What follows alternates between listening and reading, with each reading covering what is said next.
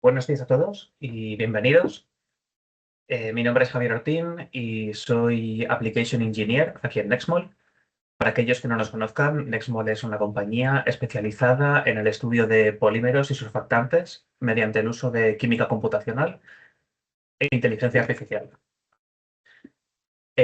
Hoy en el webinar vamos a revisar un poco pues, cuáles son los escenarios en los cuales se puede utilizar la inteligencia artificial para acelerar la investigación en la industria química, cuáles son algunas de sus limitaciones y también vamos a presentar un caso de éxito.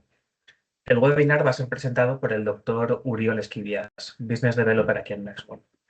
Uriol cuenta con un grado en nanotecnología, un máster en bioinformática y un doctorado en química computacional por la Universidad de Barcelona.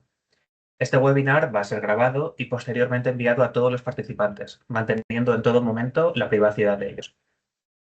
El webinar consta de una presentación, durante la cual Uriol mostrará nuestra plataforma Nextmol Predict y también consta de un pequeño turno de preguntas. Si tienen cualquier duda durante la presentación, por favor no duden en escribirla en la sección de preguntas y respuestas de Teams y las responderemos al final de la sesión. Con esto yo creo que Uriol, cuando quieras, puedes comenzar con la presentación.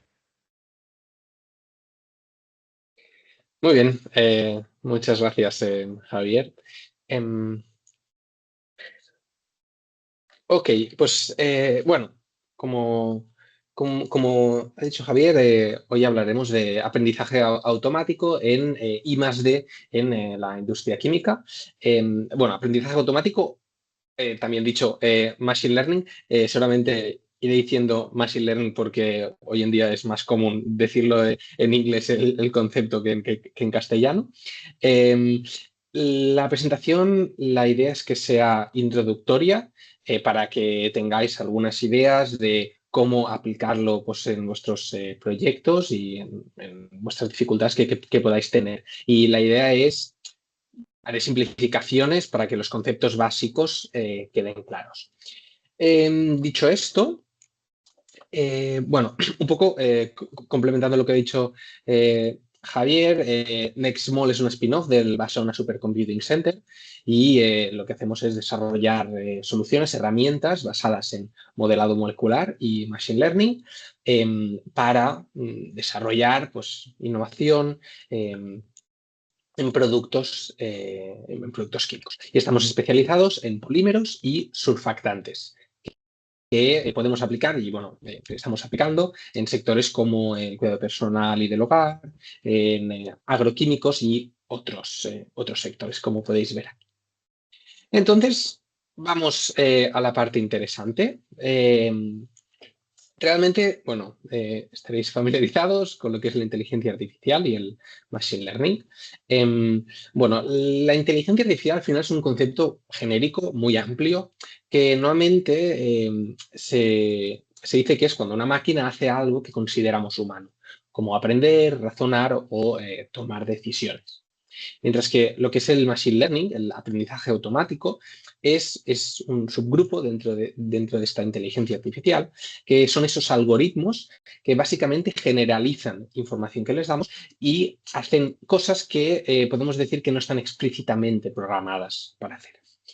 Algunos ejemplos, algunos tipos de machine learning, pues, por ejemplo, uno de los más usados y conocidos es el aprendizaje supervisado.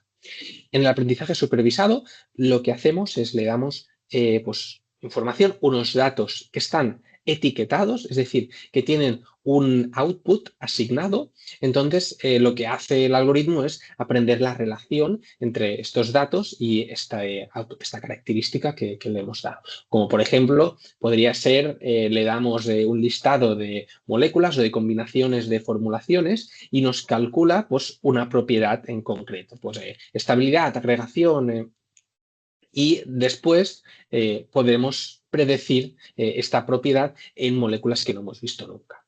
Después, el aprendizaje no supervisado, a diferencia del primer tipo, tenemos datos que no están etiquetados. Es decir, lo que hace el modelo básicamente es buscar relaciones dentro de estos datos y, por ejemplo, podemos agrupar en grupos En este caso, pues podemos ver, vale, qué surfactantes tienen las mismas características. Y pues a partir de todo lo que hemos dado, pues te hace grupos. Un tercer tipo, que no, o sea, hay más, pero este tercer tipo, por ejemplo, aprendizaje reforzado, basa en que tú tienes un modelo y este modelo genera una acción o genera una respuesta que será que el entorno reaccionará a esta acción, a esta respuesta que ha dado la gente. Entonces, este modelo recibirá de vuelta cuál es esta recompensa del entorno y cambiará y adaptará y generará una nueva acción a partir de este feedback, este loop de retroalimentación. Un caso, por ejemplo, sería si queremos diseñar surfactantes que minimicen la tensión superficial. Es decir, hacemos una propuesta de surfactante, después otro modelo, hacemos el experimento en el laboratorio o lo que sea, nos da ese valor de tensión superficial y el modelo genera una nueva posibilidad de surfactante a partir del feedback que ha recibido del entorno.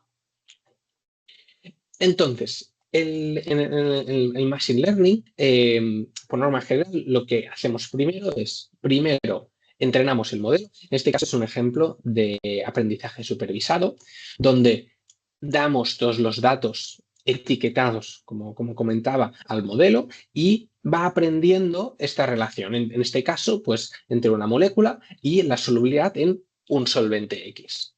Después de entrenar el modelo, lo que podemos hacer es, una vez entrenado, le damos una molécula sin ninguna solubilidad asignada y nos da una predicción de esa solubilidad. Y este paso, el segundo paso, la inferencia, bueno, en general es mucho más rápido. Entonces, para entender esto y cómo construir un modelo exitoso de Machine Learning, tenemos que entender dos conceptos básicos. Uno serían los datos, es decir, la información, los resultados del laboratorio, los Excel desordenados que están allí en algún sitio. Y después está el modelo, es decir, el modelo propiamente dicho de Machine Learning, el algoritmo y cómo se aplica este algoritmo. Dentro de lo que son los datos, hay una frase muy típica que es garbage in, garbage out, que básicamente es basura que entra, basura que sale. Es decir, si los datos que le das al modelo no son suficientes y de suficiente calidad, el resultado que vas a tener no va a ser bueno. ¿Sí? Entonces, primero lo que tenemos que hacer es tener suficientes datos. Preguntaréis, ¿cuántos datos? Siempre llega esa pregunta y la respuesta nos va a gustar y es depende. Bueno, depende de muchas cosas. Es decir, depende del modelo, depende de qué queráis hacer, depende de los tipos de datos que tenéis y de su calidad como de otras cosas. Pero os voy a dar una respuesta orientativa para que sepáis, para que tengáis algo a lo que cogeros. Entonces, en nuestro caso, hemos visto que para algunos modelos relativamente sencillos, para predecir propiedades físico-químicas, como decía, pues tensión superficial, solubilidad, a partir de una estructura química o de una combinación de una formulación, lo que hemos visto es que por norma general necesitamos unos centenares de datos. ¿Eso qué quiere decir? Quiere decir, pues 100, 200 experimentos que hayamos hecho de diferentes combinaciones, formulaciones, moléculas, ¿sí? Todo eso, pues, al final cuenta. Y también queremos dar un mensaje tranquilizador y es que no tener esos centenares de datos no quiere decir que no puedas hacer nada. Es decir, hay soluciones que ahora vamos a ver.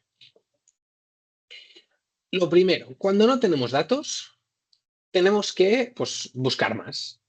Podemos buscar fuera, es decir, en la literatura, bases de datos públicas, hay mucha información en Internet en general que podemos mirar en bibliografía y tal. Por otro lado, también podemos mirar dentro, es decir, en nuestro departamento de empresa, ver qué experimentos, qué datos tenemos que no estén digitalizados. Por ejemplo, muchas veces tenemos proyectos que están ahí que no tienen, que no les sacamos partido, pero podrían ser útiles. O por otro lado, tenemos experimentos que se han hecho seguido el protocolo, pero por alguna razón esos experimentos no dieron resultados que nos convencían o no llegaron a un proyecto, a un producto final, y muchas veces quedan aparcados como malos resultados, pero también son útiles. Es decir, el modelo necesita saber cuándo fallamos, cuándo lo hacemos bien. Necesita todos esos modelos. Después, también podemos hacer, podemos generar nuevos datos de forma sintética con métodos computacionales. Por ejemplo, en nuestro caso, nosotros, después enseñaré un ejemplo donde lo que hacemos es generar datos haciendo simulaciones de dinámica molecular. Pues este es un ejemplo, pero también podéis buscar otros tipos de métodos para generar datos sintéticos, por decirlo así. También podemos ir de vuelta al laboratorio.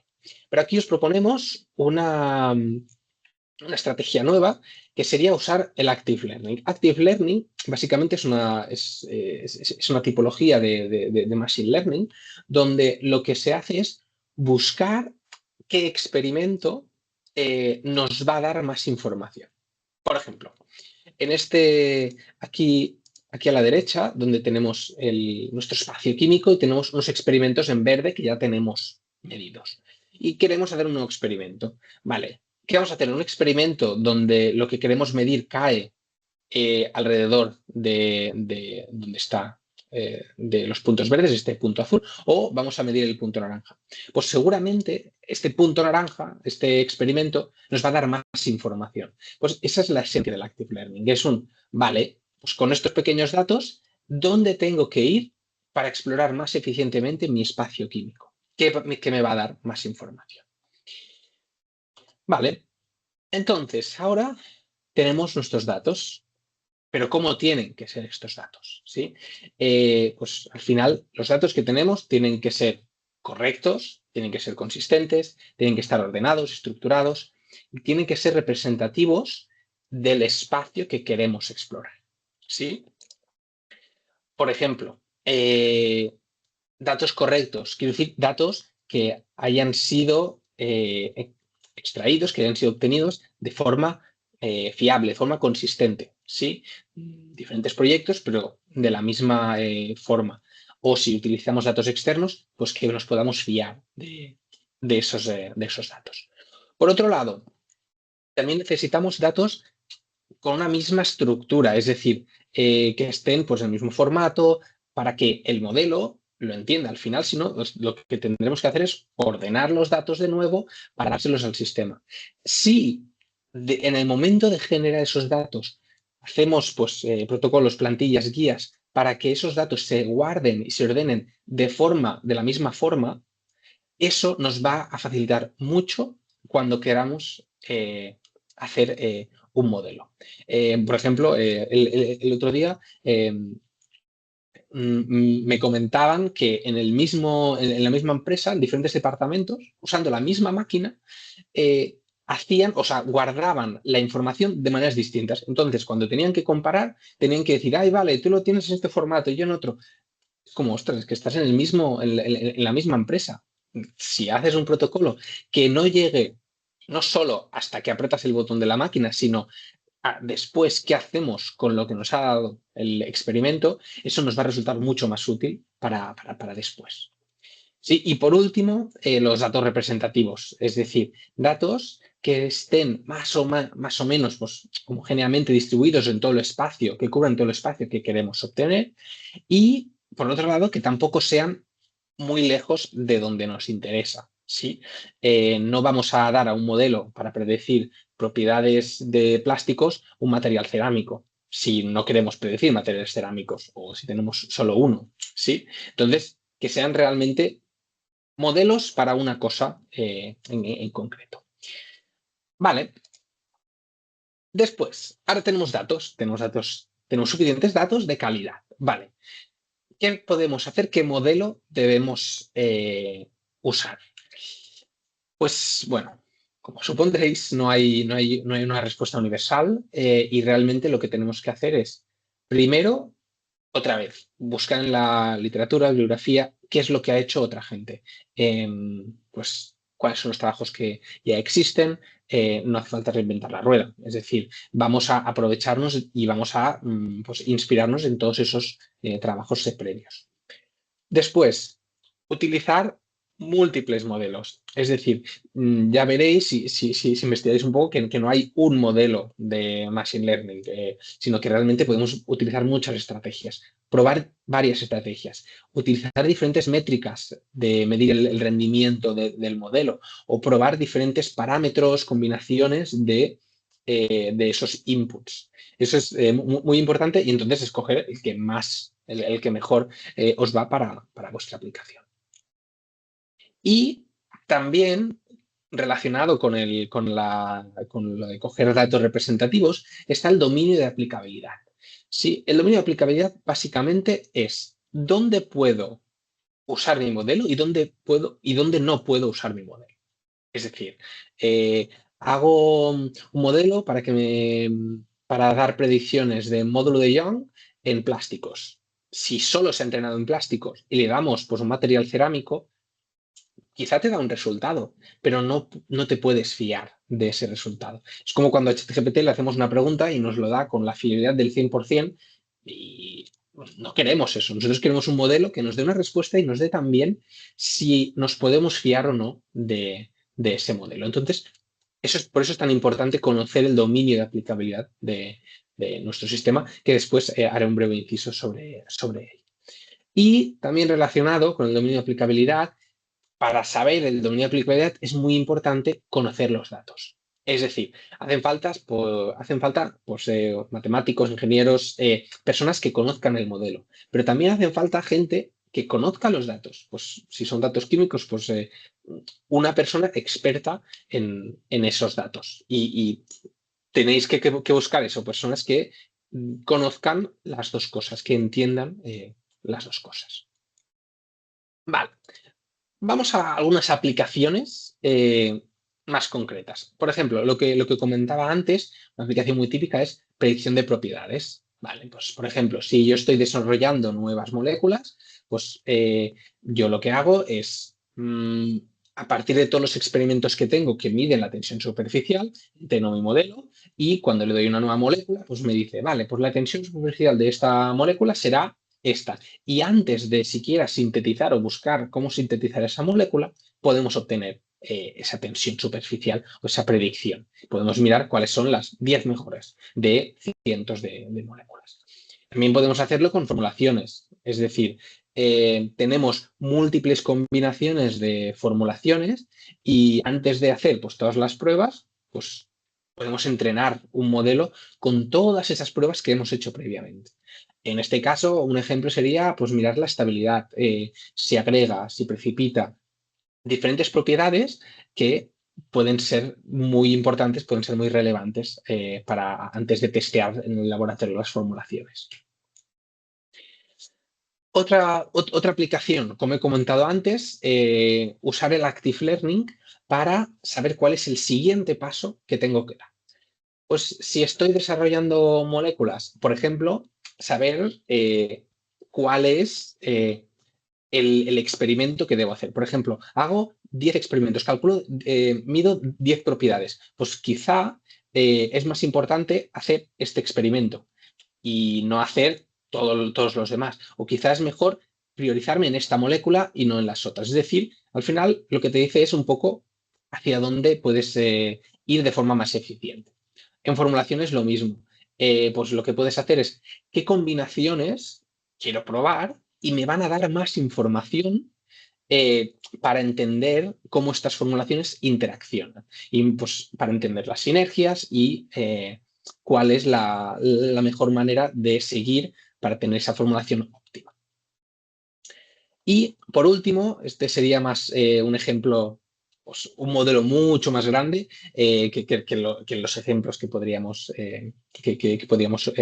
mirar en predicción de propiedades en Active Learning, que sería construir un modelo muy grande, como son los modelos que utilizan pues, ChatGPT, Gemini, Claude, son Large Language Model, son modelos gigantes.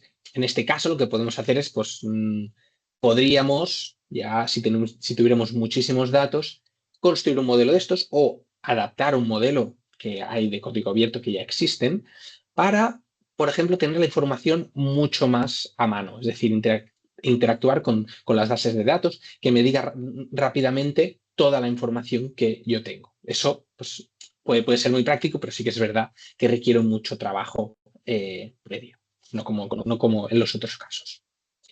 Y quiero acabar con un ejemplo, un ejemplo de un modelo que hicimos en un proyecto en colaboración con L'Oréal, que en este caso predecimos la temperatura de transición vítrea en biopolímeros.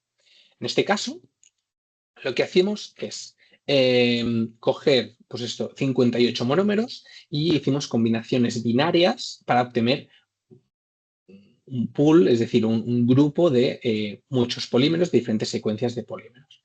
Cada uno de estos polímeros de esta secuencia tiene unos descriptores moleculares asignados, que pueden ser pues, la carga, el número de átomos, de peso molecular, este tipo de descriptores. Entonces, lo que hicimos es primero, con un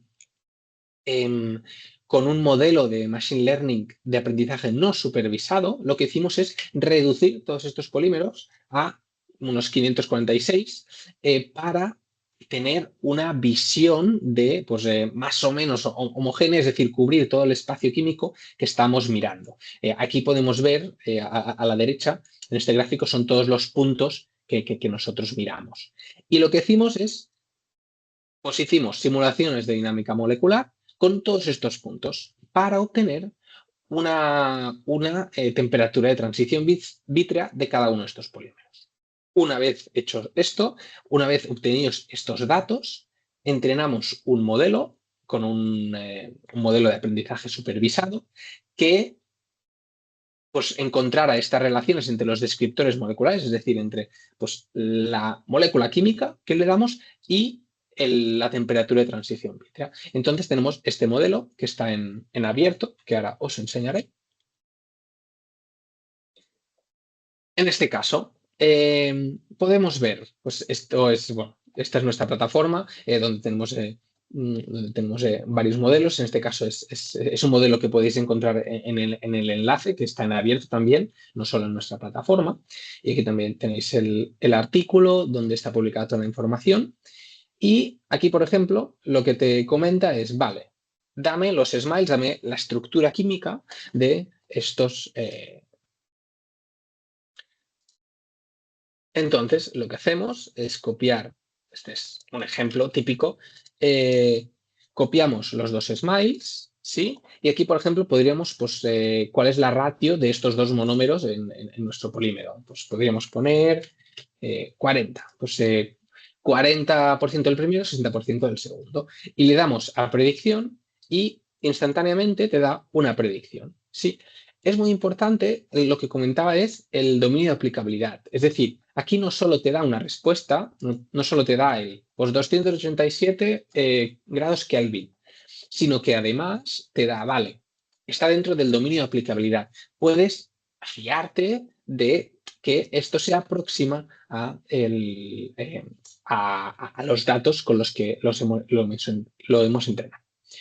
Por ejemplo, si yo en vez de esto pongo polietileno, ¿sí? En este caso tenemos un monómero lineal, una cadena lineal de carbonos, ¿sí? Si yo le doy a predicción, me dice, esto está fuera del dominio de aplicabilidad. ¿Qué quiere decir? Que la predicción que te ha dado, pues no te puedes fiar. Es decir, esto queda lejos del dataset, es decir, de los datos con lo que hemos entrenado. Te va a dar te va a dar un resultado, pero no te puedes fiar de ello. Por eso es tan importante saber cuánto nuestro modelo se aplica y cuándo no. Volviendo a la presentación, para acabar,